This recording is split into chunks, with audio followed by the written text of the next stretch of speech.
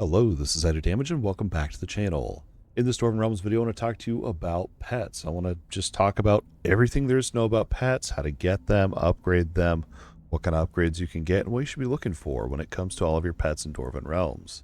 The very first thing to know is you get your very first starting pet very early on, and if you compare it to my pet, it's going to look significantly different. I think you get your very first pet at Rupture 4, and then you can upgrade it very quickly after. And again, this is just going to be your starting pet. While you're going through Ruptures, you're going to be looking for a pet cage that you can open up. You can spend your time essence and open up this pet cage, and you can get a new pet. And these are going to be the kind of pets that you're really looking for. And these things are special because you can find different types of elements of pets. Obviously, your lightning, fire, and arcane. But now I'm running a lightning build. So obviously, I want that lightning pet. And on the pet, it will also scale off another element. So on there, it will say lightning abilities will also benefit from arcane bonus. So what that means is we're getting all of our lightning from, lightning damage as well as arcane damage. So we're essentially double dipping into two different types of elements that they all benefit my lightning abilities. Now, keep this in mind when you're opening up these pet cages and make sure it's going to have the elements that you want on it. If you're running a fire build, perhaps you want to find a fire pet that has, also benefits from arcane. Maybe if you're running an arcane orb, but whatever your setup is, you just want to pay attention to that and just keep in mind you can double dip. And this is really awesome because you can find damage rolls so much, and if you just double dipping in them really will increase your damage. It's awesome. So when you very first find a pet in one of these cages, hope you get lucky. For me, they seem pretty rare early on, but I've seen people get them way earlier. It is really random, so I wish you the best of luck with finding your pet. When you very first get your pet, though, you're going to have the very first one you're going to find on there is that when enemies die, their corpse has a chance to explode, dealing that type of elemental damage. And then also you'll auto pick up loot bags. It's not that important. And then the double dipping elements that we talked about. So now the upgrades on your pet, and I believe those are the three base ones you find when you find it in a pet cage. It's been a while since I've actually had to go through and upgrade my pet because I've just been grinding. So if not, I know that you get that upgrade through the Elysia's dungeon, which is what we're going to talk about next. So the way that this is going to work is when you go in there, Elysia's dungeon, we have the gameplay playing here in the background a little bit. It's pretty straightforward. But once you complete one dungeon run, you'll be able to talk to the person at the end and pick an upgrade from the list. Now, don't worry about having to choose one or the other. Eventually, you're going to have access to all of the bonuses on your pet, like you can see on mine here in the video. And once you've collected all these bonuses, so 3 or 4 runs, whatever it is to get all the bonuses, each time after that you go in there and complete the dungeon and turn in that dragon skull. I'll show you again how to get all this here in the video in a minute.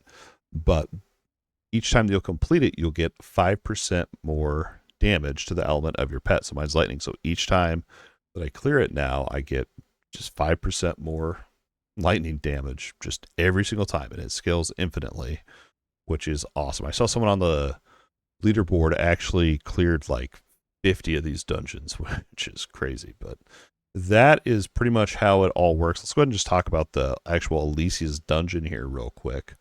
And before we jump into the dungeon, let's go ahead and talk about how you actually access the dungeon.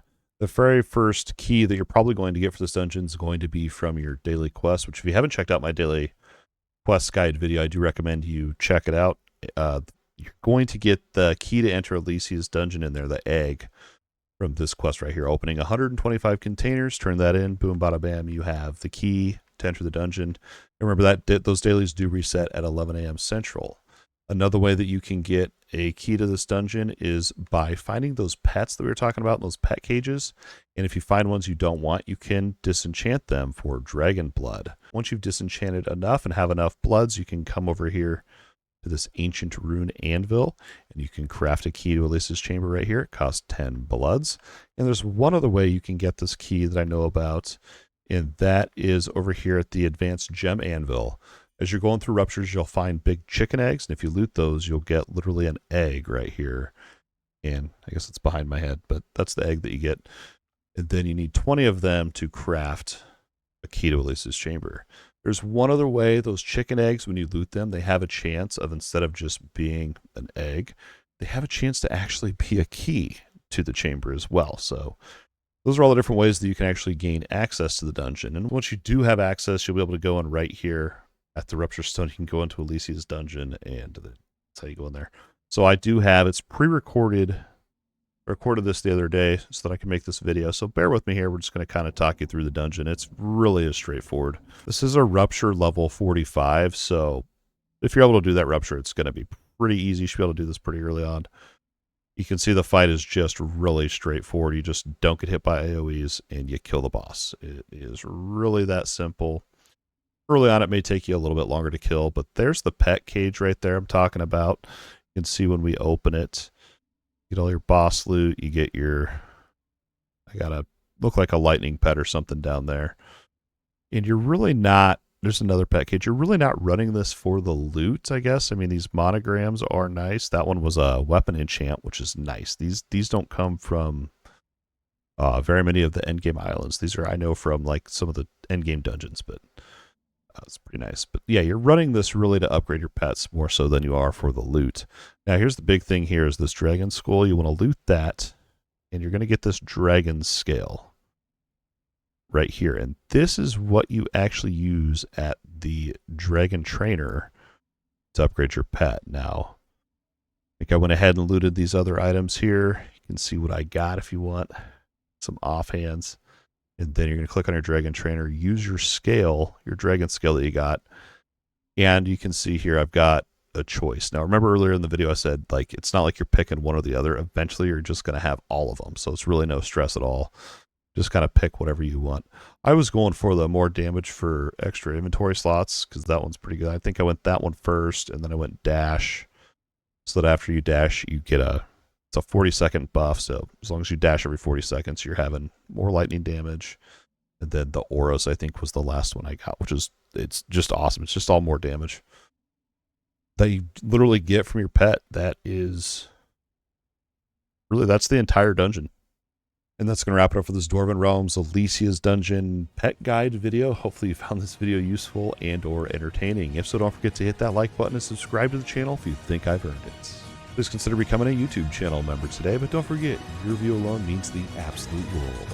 As always, thanks for watching, and we'll see you in the next video.